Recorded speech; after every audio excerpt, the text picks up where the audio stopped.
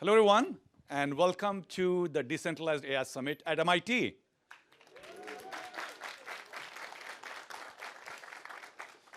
I'm Ramesh Raskar, professor here at MIT, and I'm joined by an amazing team, and they'll come and introduce themselves a bit later.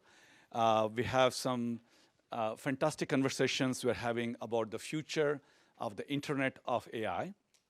We are embedded in the Imagination Action program that's also running in parallel. So we are here today for 2 hours.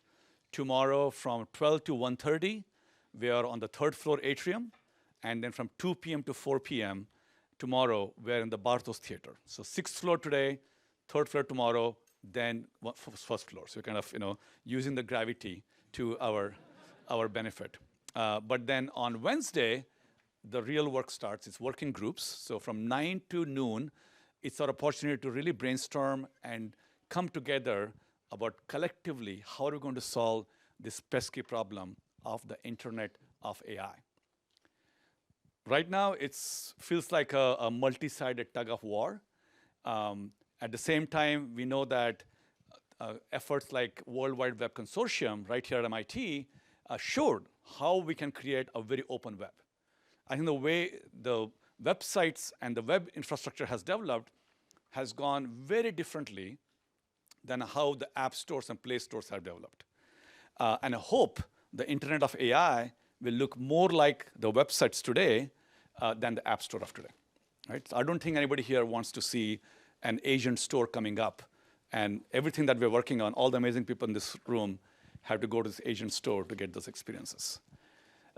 So we have a lot coming up. When it comes to AI, there are so many components.